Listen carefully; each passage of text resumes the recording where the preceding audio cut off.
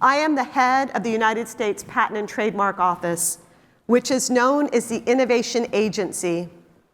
And the reason it's known as the Innovation Agency is that we know that you need intellectual property protection to incentivize innovation and to make sure you close the gap between that innovation and bringing that innovation to market. We are actually the oldest agency in the United States government. We've been around since 1790, so quite a long time. And we know that we need to support and promote innovation, not just in the US, but across the globe. If you look at our statistics, 55% of the patent filings we receive at the USPTO are from other countries. 36% of our trademark applications stem from those who are outside the United States. And as part of our trip here today, we are working with the UAE on a closer collaboration so that we can do more together, both here in the US and countries across the globe, to incentivize more innovation and entrepreneurship. I will say with all of that, it starts with our kids. We want to make sure that the next generation is equipped with the skills, with the passion, with the ingenuity to come up with solutions, that they understand the value of intellectual property and protecting that innovation, and that we help them get that innovation to market. Last year, we educated in the United States 370,000 children. These are children, some of whom are 5, 6, 7 years old. By the end of a course, they are asking very smart questions like, how do I protect my merch on the internet? We want to bring more people into the innovation ecosystem, not just the children. We want the women. The Secretary of Commerce and I founded the Women's Entrepreneurship Initiative to solve for what more women need in the United States to innovate, to bring their innovations to market. As part of that, we talk about not just intellectual property, but funding and mentoring. We're creating relationships across the country to make sure that people get the mentoring they need. And on all of this, we're sharing our ideas with other countries so they can learn from us and we can learn from them. We also collaborate to provide free legal services so that those who are under-resourced, who weren't able to participate in the innovation ecosystem before, can not only afford our fees, but can get excellent help to help them on their journey. And we're focused on innovation not just for innovation's sake, although of course that helps with economic prosperity, but also to solve the challenges the world faces, whether it's challenges related to our climate, whether it relates to supply chains such as semiconductors, or health such as cancer. And in that regard, we expedite patents in those key technology areas. Now we know with artificial intelligence, it has the promise, just like intellectual property, to really scale innovation, to hasten it, to democratize innovation for good. But in order to get there, we must be thoughtful in how we build, implement, and employ artificial intelligence. Before we discuss a few initiatives that we have in the United States, I wanted to give you some data on what we are seeing in the United States Patent and Trademark Office in terms of innovation in the AI space. More than half of the technology centers at the Patent Office are examining AI patent applications. That means we're seeing AI in biology, in plants, in construction, across all of our technologies. And we're also seeing AI in a very diverse group of industries. We actually did a report on this in 2020. We see it in agriculture, in aerospace, in automobiles, big data, telecom, software, computing, and much, much more. Almost 20% of patent applications we received last year involved some aspect of artificial intelligence. That's 80,000 AI-related patents in a given year. That just gives you an indication of the impact that we are seeing in the United States.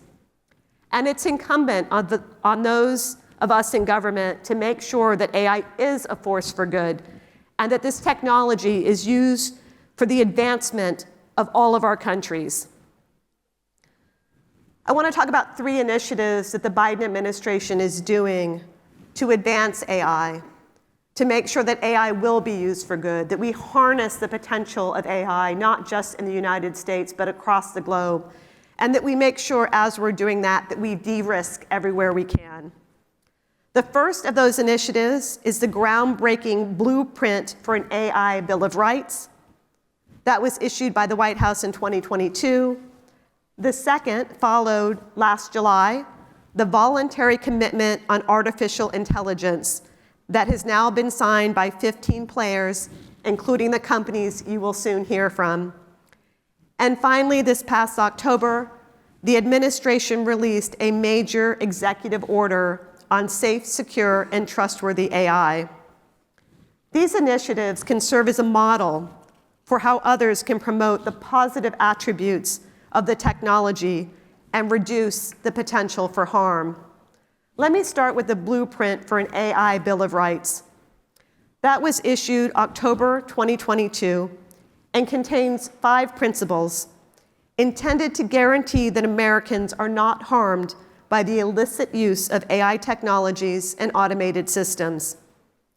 The 5 principles are aimed at guiding the design, the use, and the deployment of artificial intelligence to reinforce our highest values. The first is to ensure that we develop safe and effective systems in consultation with a diverse set of communities and experts. The second is to ensure that algorithms are not to be used to discriminate against any individual or any group. The third is to guarantee data privacy and control over how an individual's data will be used. The fourth is that people should know when an automated system is being used and how and why it contributes to outcomes that may be important for them. Fifth and lastly, anyone who's impacted by an AI system should be able to quickly and easily contact a human being in order to opt out and have someone there to help them with any problems that they are encountering. The Blueprint for AI Bill of Rights is accompanied by a handbook for anyone seeking to incorporate these protections and policies into practice. So I would invite you to review that online. The second major initiative under the Biden administration is to work with AI leaders from the private sector to ensure that technology is developed and deployed in a safe and secure manner. In January 2024, we had 15 major AI companies that signed a voluntary commitment to ensure that AI develops in a manner that is beneficial to everyone. Those involved are the major AI players in the United States, including Microsoft, Alphabet, the parent company of Google, OpenAI, IBM, Salesforce, Amazon, NVIDIA, and others. These companies have pledged to build AI systems that put security first, with safeguards against cyber and insider threats. They have agreed to share best practices and standards to prevent misuse, reduce the risk to society, and protect national security. They have pledged to make it easy for users to tell whether any audio or visual content has been altered by AI, and that the technology does not discriminate or promote biases or discrimination. The companies voluntarily committed to strengthen piracy protections and shield children from harm. The third initiative is the executive order on safe, secure, and trustworthy AI. This extensive government-wide guidance was issued in October 2023, and it cuts across all of the agencies within the U.S. federal government.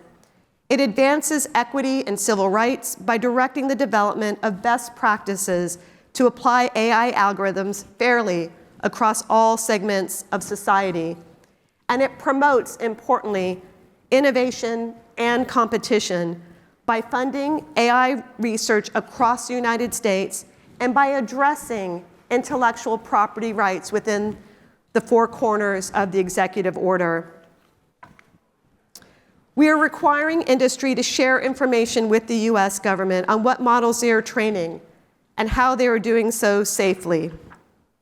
The National Institute of Standards and Technology, which is one of the agencies within the Department of Commerce, is also in the process of opening a new AI Safety Institute. The Institute is already working on developing test beds and guidance for such things as the detection of synthetic content. Beyond all of these domestic initiatives, and if you read the executive order, there is much, much more in there. Beyond these domestic initiatives, we recognize that AI is a global technology. Global. We are working closely with like-minded nations on appropriate transparency, information sharing, and interoperability, with the goal of harmonizing our policies on AI. The G7 Code of Conduct is just one example of that international collaboration. Our domestic policy informs our international processes, and vice versa. We want the benefits of AI to be manifested everywhere across the globe. As we de-risk, we must keep our eye on the prize. We must develop policies that encourage, incentivize, and protect innovation and creativity from all, with no one left behind. I'm proud to announce that just today, the United States Patent and Trademark Office issued guidance on what we are going to protect with a patent that has been developed in part with artificial intelligence. And our approach to that guidance shows our values. We want people to embrace artificial intelligence, but we want people to do that responsibly. And we want to make sure that the patent system is being used to incentivize human ingenuity, to incentivize investment in that human ingenuity so that we can get solutions to market, to solve for the climate, to solve for other health crises. Thank you.